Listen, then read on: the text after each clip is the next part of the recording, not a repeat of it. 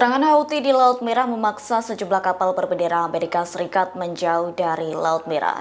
Amerika Serikat justru memilih rute memutar yang panjang dengan melewati jalur Afrika. Meski demikian, jalur yang ditempuh itu justru membuat Amerika Serikat mengalami banyak kerugian lantaran menelan biaya yang mahal. Pasalnya, rute melewati ujung selatan Afrika dapat menggandakan waktu perjalanan kapal antara Eropa dan Asia, yakni menambah biaya hampir 1 juta dolar Amerika Serikat atau sekitar 16,5 miliar rupiah per perjalanan.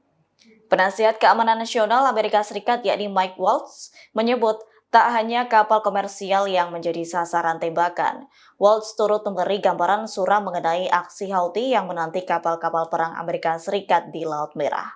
Gambaran itu disampaikannya seusai kapal Amerika Serikat terakhir yang melintasi wilayah tersebut diserang sebanyak 23 kali. Terkait hal itu, pemerintahan Trump berjanji akan mengambil langkah yang lebih tegas dibandingkan pemerintahan sebelumnya. Serangan Houthi terhadap kapal Amerika Serikat itu memicu balasan pemerintah Donald Trump ke wilayah Yaman. Menurut Waltz, serangan pertama sejak Presiden Donald Trump menjabat itu menyingkirkan pemimpin utama Houthi termasuk kepala program rudal mereka.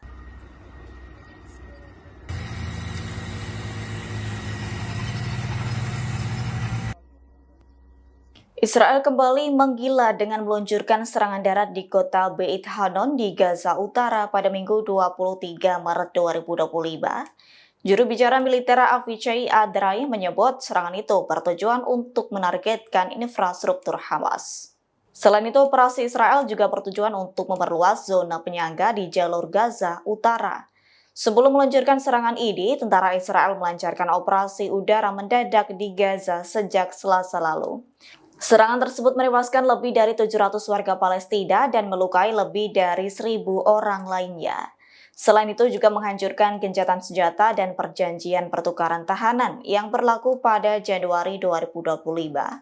Terkait tindakan Zionis tersebut, Pengadilan Kriminal Internasional mengeluarkan surat perintah penangkapan terhadap Perdana Menteri Israel Benjamin Netanyahu pada November 2024 lalu, termasuk mantan Menteri Pertahanannya, Yoav Gallant, atas kejahatan perang dan kejahatan terhadap kemanusiaan di Gaza.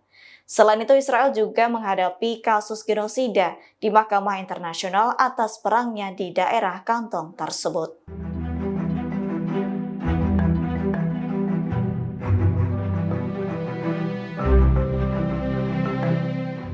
Partai Fatah yang dipimpin Presiden Palestina Mahmud Abbas mendesak Hamas segera mengundurkan diri dari jalur Gaza, yakni Hamas diminta menyerahkan kekuasaan jalur Gaza ke Israel.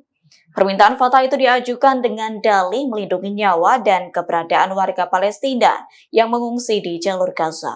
Hal itu dibenarkan juru bicara Fatah Montar Al-Hayek. Montar Al-Hayek menyatakan bahwa melalui cara ini, penyerahan kekuasaan atas Gaza dapat mengurangi penderitaan warga Palestina. Mengingat selama ini warga Palestina tertekan akibat serangan Israel yang membabi buta. Hingga berita ini diturunkan, Hamas belum memberikan komentar apapun atas desakan dari kelompok Fatah.